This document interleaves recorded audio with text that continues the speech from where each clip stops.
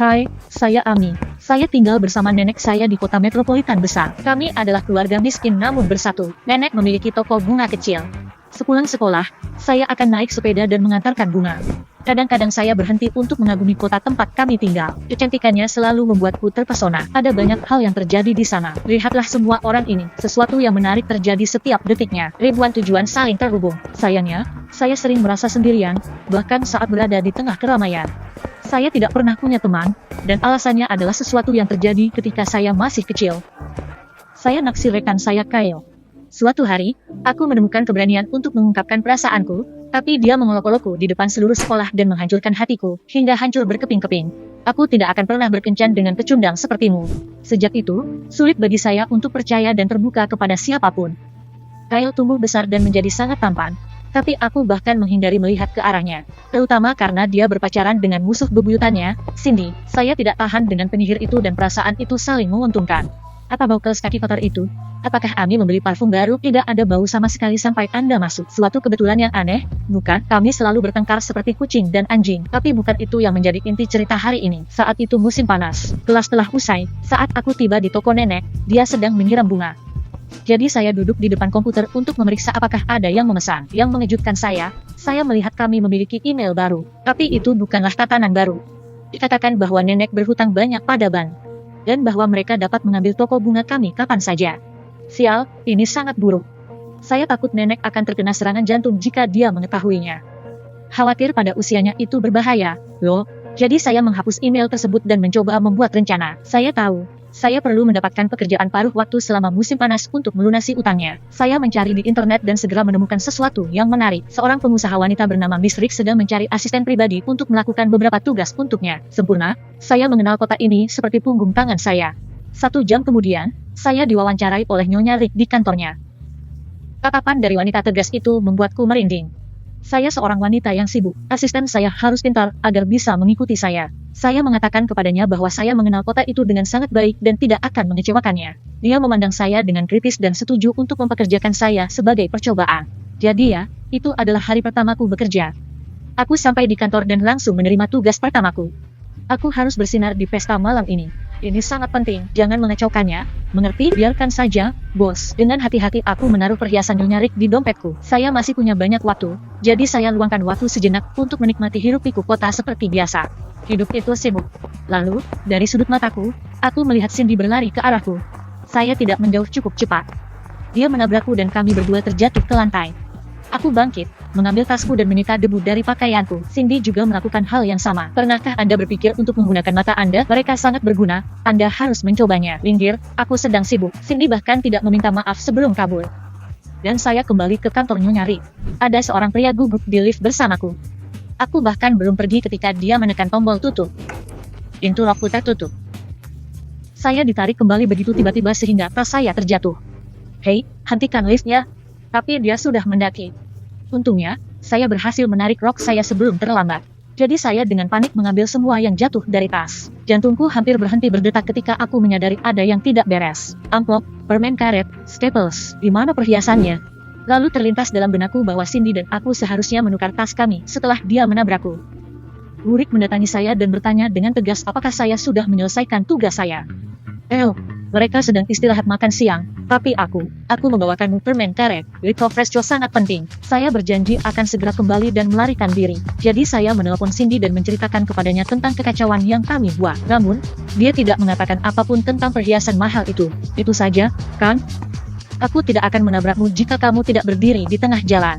Mari kita terus berdebat atau menyelesaikan masalah secara dewasa. Oke, temui aku di Starbucks dekat Central Park 1 jam lagi. Oke, begitu saya meletakkan ponsel saya mendengar seseorang di belakang saya berteriak. Tangkap dia, saya berbalik dan melihat seekor kucing dengan kerah berlari ke arah saya. Seorang gadis berpakaian lusuh mengejarnya. Saya mengambil kucing itu, merasa sedikit tersesat. Orang asing itu tersenyum padaku dan mengulurkan tangannya untuk mengambilnya kembali. Tapi kemudian, ada orang gila yang datang. Berhenti melarikan diri, aku akan menangkapmu apapun yang terjadi. Teriakannya membuat bulu kucing itu berdiri tegak. Dia melompat dari tanganku dan lari lagi. Gadis itu berubah menjadi seputih salju dan mundur selangkah. Brengsek, dia mendapatkan aku. Saya tidak tahu apa yang sedang terjadi, tetapi pria itu tampak sangat mengintimidasi. Jadi, saya meraih tangan orang asing itu dan menyeretnya ke sebuah gang. Saya tahu di mana Anda bisa bersembunyi. Kami segera melompat ke tempat sampah. Pengintip gadis itu berjalan melewati kami. Aku mengambil kulit pisang dari kepalaku dan bertanya pada gadis itu apa yang terjadi dan masalah apa yang telah dia lakukan padaku. Nama gadis itu adalah Lee. Dia bilang anak kucing lucu itu bernama Simon. Pemiliknya adalah putri kaya dari seorang duta besar. Siapapun yang menemukannya dan mengembalikannya akan menerima hadiah. Saya menemukan Simon. Saya ingin mengembalikannya untuk mendapatkan uang. Tapi serakah itu juga ingin menerima hadiahnya. Kecuali kucing itu mengakali kalian berdua dan melarikan diri lagi. Ya, saya baru saja pindah ke sini, tetapi Anda sepertinya mengenal kota ini dengan baik. Ya, saya bisa berjalan di sini dengan mata tertutup. Bisakah kamu membantuku menemukan Simon? Kita bisa membagi hadiahnya. Saya sangat membutuhkan uang, jadi tawarannya tampak menggiurkan. Tapi pertama-tama, aku harus mencari Cindy dan mengambil tasku kembali, tentu. Tapi pertama-tama aku harus mencari seseorang. Menakjubkan, kami pergi ke Starbucks untuk bertemu Cindy. Di sana, dia terus melihat sekeliling, mengagumi kota itu. Saya suka di sini. Jika hanya, apakah itu? Ayahku tidak lagi sama sejak kami pindah ke sini. Kami melewati warung makan pinggir jalan. Dia memandangi hotdog itu sambil perutnya keroncongan. Saya sangat membutuhkan uang, namun jelas bahwa Lia menghadapi kesulitan yang lebih besar lagi. Dia terlihat sangat miskin. Jadi saya membelikannya hotdog. Tak lama kemudian, kami sampai di Starbucks. Tapi Cindy tidak muncul. Dia juga tidak menjawab telepon selulernya. Nyonya Rick memanggilku dan berteriak begitu keras hingga aku mengira aku akan menjadi tuli. Ami, di mana perhiasanku? Jika Anda tidak membawanya ke sini sebelum pesta, Anda akan menyesal dilahirkan. Semuanya terkendali, Bu. Maksudnya, Nek dan Nyonya, saya akan segera ke sana. Saya meletakkan telepon dan mencoba memikirkan apa yang harus saya lakukan. Cindy pasti menemukan perhiasan itu dan memutuskan untuk mencurinya. Aku tidak bisa membiarkan dia lolos begitu saja. Lee dan aku pergi ke rumah musuhku. Ami, kapan kita akan mencari Simon? Segera setelah saya menyelesaikan masalah saya. Tapi Cindy tidak ada di rumah.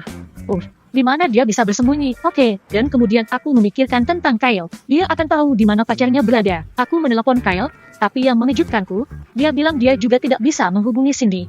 Ami, kenapa kamu mencarinya? Bukankah kalian musuh?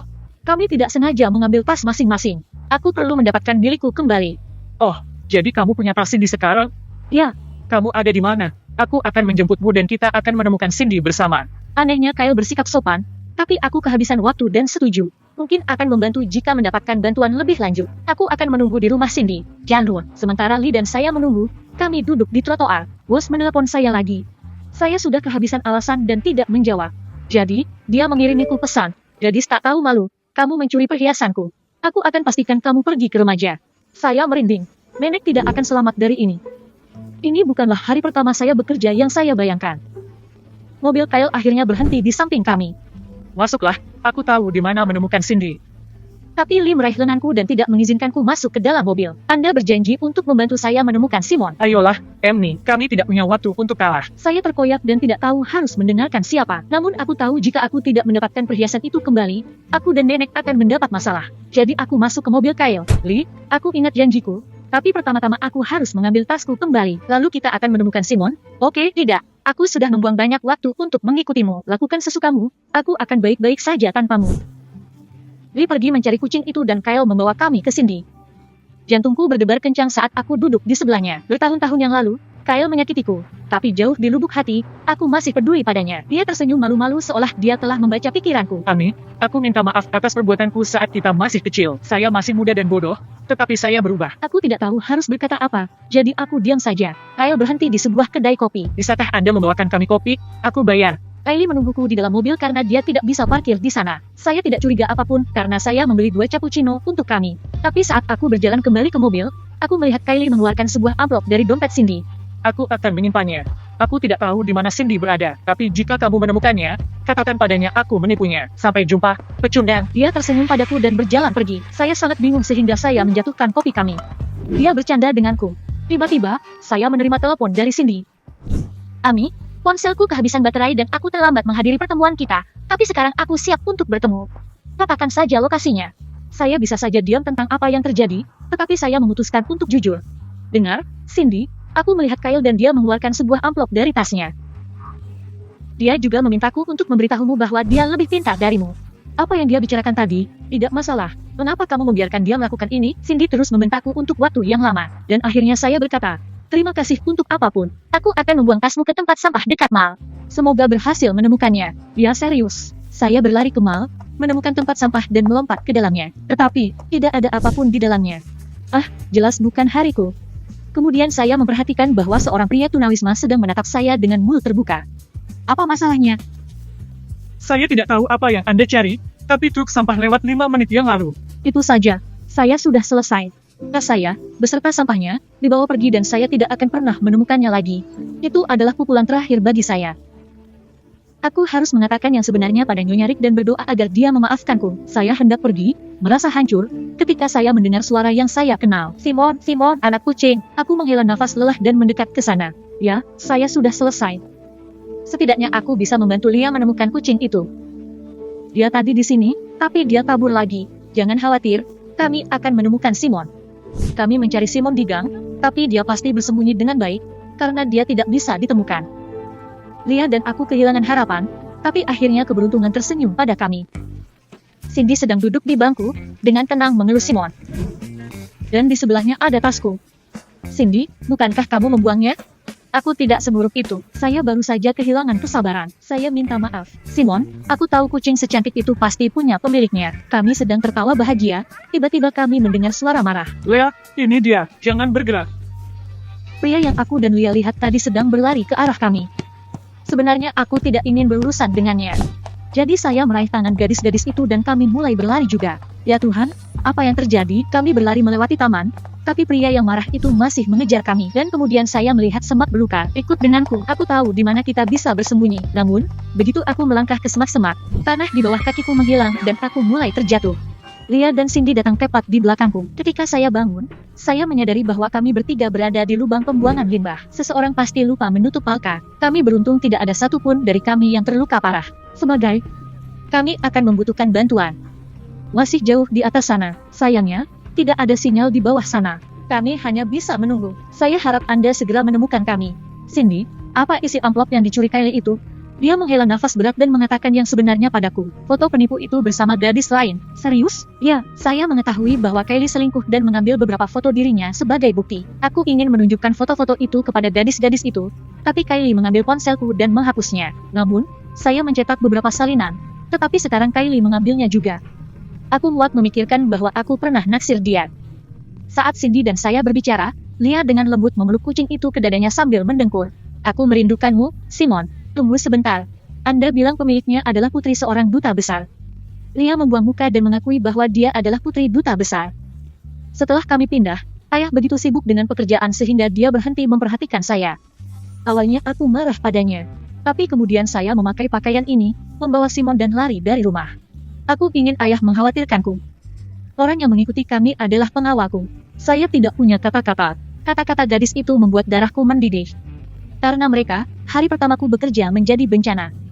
Jika saya tidak memberikan perhiasan itu kepada Nyonya Rick dalam waktu setengah jam, saya akan mendapat masalah. Saya melihat ke atas lagi, suaranya sangat keras. Kami tidak akan bisa pergi, tapi kemudian aku melihat bayangan di atas kami. Hai, seseorang bantu kami di bawah sini. Sesaat kemudian, seorang pria melihat melalui lubang palka. Lihat, dan kamu, aku di sini. Ayah, kita jatuh.